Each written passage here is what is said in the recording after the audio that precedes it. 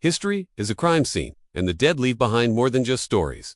They leave ghosts in the blood. For over a century, Jack the Ripper was the most famous ghost of all. A Fantaloo vanished into the London fog, leaving only a legacy of terror and a name written in blood. But he made one mistake. On a cold autumn night in 1888, he left a piece of himself behind a microscopic signature of blood on a silken shawl. And I, Dr. Aris Thorne, was the man who, 130 years later, was hired to make that ghost bleed its name.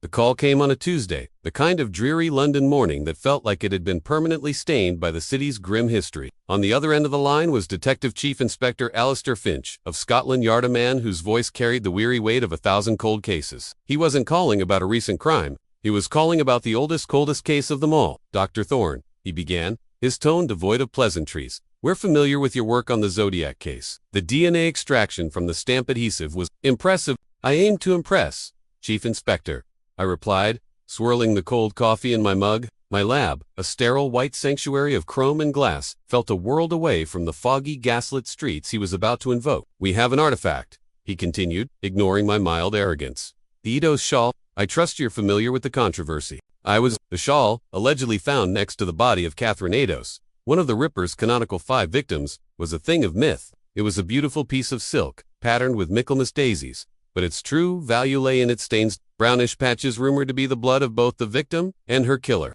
It had been tested before, years ago, with inconclusive and hotly debated results. The DNA was too degraded, too contaminated. The scientific community had dismissed it as a dead end, a historical red herring. "The chain of custody is a nightmare, and the contamination levels are off the charts," I said. "It's a geneticist's worst nightmare." "Which is precisely why we're calling you," Finch countered. "My superiors have, against my better judgment, authorized one final attempt. Your new sequencing technique, the one you call ancestral reconstruction. They believe it might be the only thing that can cut through the noise. We can give you one thread from the shawl, see what your magic box can make of it." The offer was a poisoned chalice. To succeed where others had failed would be the coup of a lifetime. To fail would be to join a long list of fools who had chased the Ripper's ghost down a dead-end alley. My reputation was built on solving the impossible. I couldn't refuse. A week later, a single, fragile thread, no longer than my thumb and sealed in a sterile evidence tube, arrived at my lab. Under the electron microscope, it was a battlefield. Modern skin cells from curators and collectors clung to the fibers like barnacles. Fungal spores from a century of poor storage were woven into the silk. But beneath it all, faint and ghostly, were the degraded, shattered remnants of ancient blood cells. This was my crime scene. My technique, ancestral reconstruction, was designed for exactly this kind of chaos. A standard DNA test looks for long, complete strands to build a profile. My method was different. It used a proprietary AI to analyze millions of fragmented, shattered DNA sequences. It didn't look for a complete profile. It looked for recurring, unique genetic markers to ghosts in the blood that are passed down through generations. It couldn't give me a full genetic fingerprint of the killer, but it could give me something just as powerful. His ancestry. It could build me a family tree, and all I needed was one branch to find the trunk. For 2 months, the machines hummed, my AI sifting through trillions of data points. I first isolated the DNA of Catherine Eidos, using her known descendants as a baseline. Her genetic signature was a sad, faint melody in the storm of contamination. Once her DNA was filtered out, I was left with the noise, and somewhere within that noise was the ghost I was hunting. The AI worked tirelessly, piecing together fragments of a second, unknown mitochondrial DNA profile. It was male. It was of Ashkenazi Jewish descent, confirming one of the original theories about the shawl's origin. But it wasn't enough. I didn't have a name, just a vague ancestral outline. The breakthrough came from the unlikeliest of sources.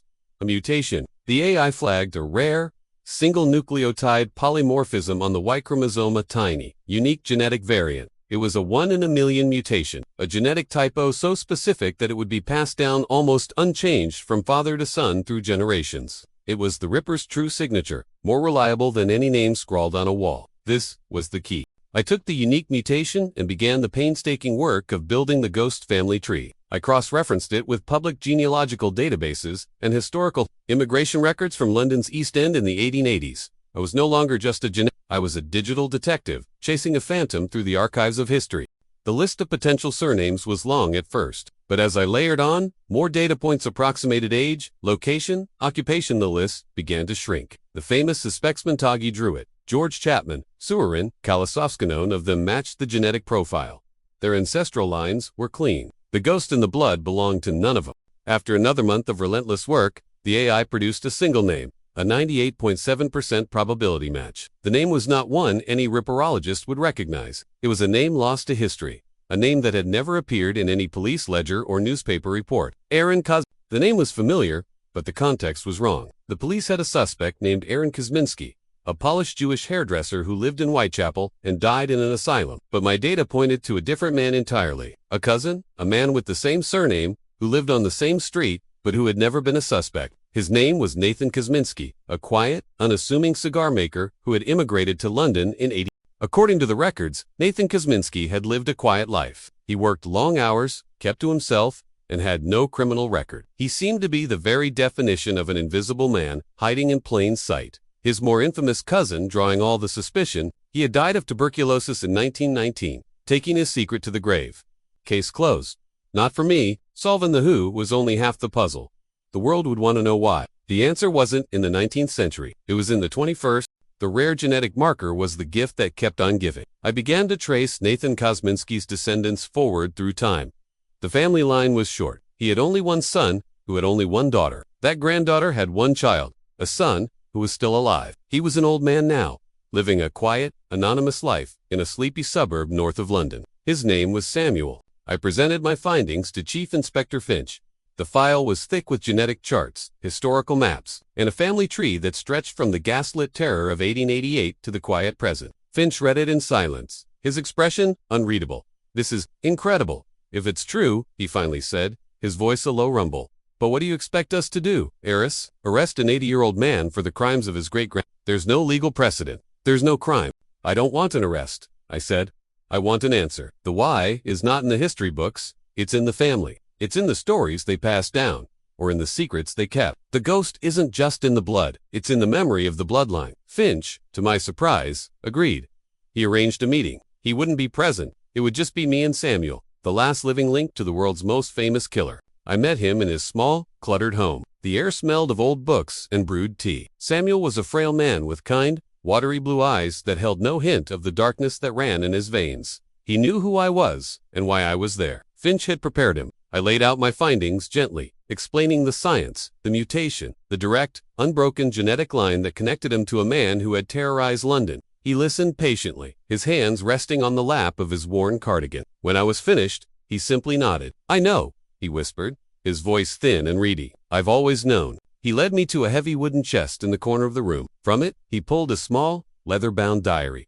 It was not his. It was his great-grandfather's. It was Nathan Kosminski's confession. The diary was not the ranting of a madman. It was the cold, meticulous journal of a predator. Nathan, it turned out, was a man of profound intelligence and deep, simmering rage. He saw himself as a self-appointed surgeon, cleansing the filth of Whitechapel. He wrote of his methods with chilling detachment, of his anatomical knowledge picked up from medical texts, of the thrill of outsmarting the police. He described how he would watch them from the shadows, a ghost in his own neighborhood. He even wrote about the shawl, about taking it as a trophy and wiping his bloody hands on it before leaving it behind.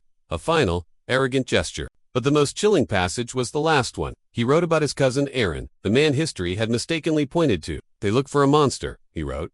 "So I have given them one. My poor cousin, with his troubled mind and his public outbursts. He is the perfect shadow for me to hide behind. They will chase his ghost, while I walk freely among them. My legacy will be their confusion. That is my true victory." Samuel closed the diary. "My grandmother found this after he died," he said softly. "It has been our family's shame, our secret burden. For 100 years. We are not monsters. We are just the people who came after." I left Samuel's house as the sun was setting, the weight of history heavy on my shoulders. I had done what I had set out to do. I had given the ghost a name. There would be no headlines, no dramatic arrest. The world would continue to debate the old suspects, to chase the phantoms. But the truth was now known. The final report, one filed with Scotland Yard, was sealed, classified for historical purposes only. The case of Jack the Ripper was, for the first time in over a century, officially closed. The ghost had been laid to rest, not by a policeman's handcuffs, but by the quiet hum of a machine that had learned to read the echoes in the blood. And the silence that fell over the case was, finally, a silence of peace.